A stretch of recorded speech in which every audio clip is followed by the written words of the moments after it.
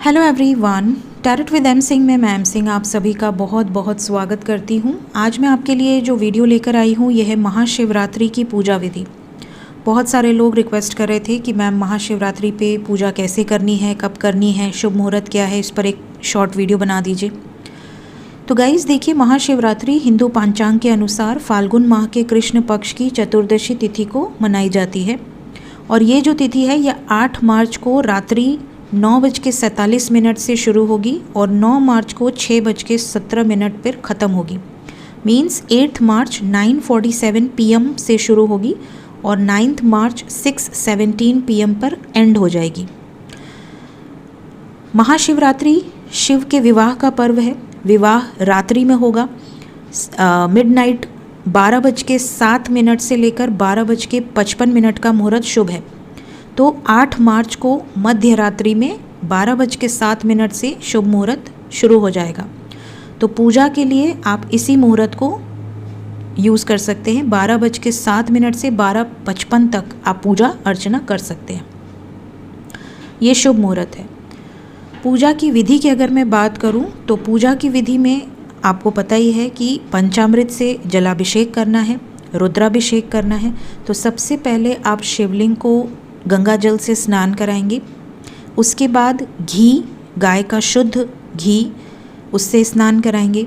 फिर कच्चा दूध, दही, शक्कर, शहद और कुछ मेवा ये आप समर्पित कर सकते हैं। पंचामृत हो गया। पंचामृत से स्नान कराने के बाद आप शिवलिंग को चंदन से लेप करें। लेप करने के बाद आप उस पर जलाभिषेक करके उसको क्लीन करके उसके बाद उस पर चंदन का टीका लगाएं। चंदन में थोड़ा सा केसर मिला लें तो और शुभ है। धतूरा अर्पित करें, फूल अर्पित करें। और जब भी आप जलाभिषेक कर रहे हों या फल अर्पित कर रहे हों, फूल अर्पित कर रहे हों, भांग अर्पित कर रहे हों, ठीक है, पान अर्पित करना चाहिए, सुपारी अर्पित करनी चाहिए। तो जब भी आप ये सब अर्पित कर रहे हों तो आपके मन में लगातार ओम नमः शिवाय का जाप आप कर सकते हैं, भगवान शिव का पंचाक्षरी मंत्र। इसके अलावा ओम तत्पुरुषाय विद्महे महादेवाय धीमहि तन्नो रुद्रः प्रचोदयात्, इसका भी जाप आप कर सकते हैं। ठीक है। जब आप शिव की पूरी रुद्राभिषेक कर लेंगे तो भगवान शिव से आप यही प्रार्थना करें कि वो आपको ज्ञान दें, नॉलेज दें, आपको संपन्न बनाएं ताकि आप सेवा कर सकें। भगवान महादेव आदि योगी हैं।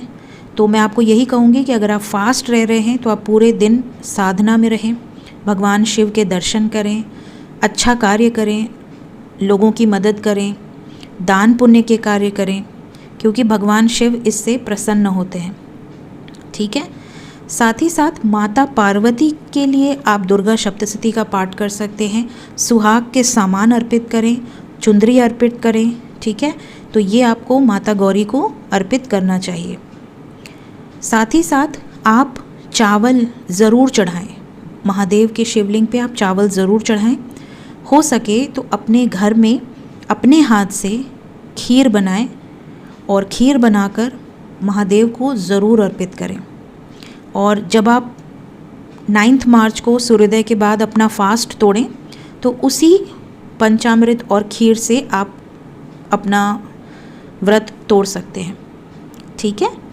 सो ये पूरी विधि है। अब मैं आपको कुछ इम्पोर्टेंस बताऊंगी कि आखिर ये क्यों चढ़ाया जाता है। देखिए, भगवान शिव को गंगा जल क्यों चढ़ाते हैं ये तो बताने की ज़रूरत ही नहीं है। गंगाधर उनका नाम ही है और गंगा जल सबसे प्योर है। ठीक है। तो इसलिए आपको गंगा जल ज़रूर अर्पित करना चाहिए। यहाँ पर 1 लोटा जल आपको अर्पित करना है महादेव को। लेकिन कभी भी कई लोग मैं देखती हूँ खड़े खड़े अर्पित कर देते हैं। कई लोग हैं जो इकट्ठे गिरा देते हैं भगवान शिव पर।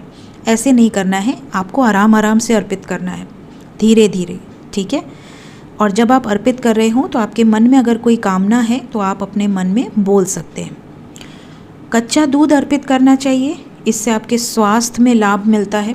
अगर आपकी स्वास्थ्य में कोई प्रॉब्लम है या आपके घर में किसी की स्वास्थ्य में कोई दिक्कत है तो आप कच्चा दूध अर्पित कर सकते हैं।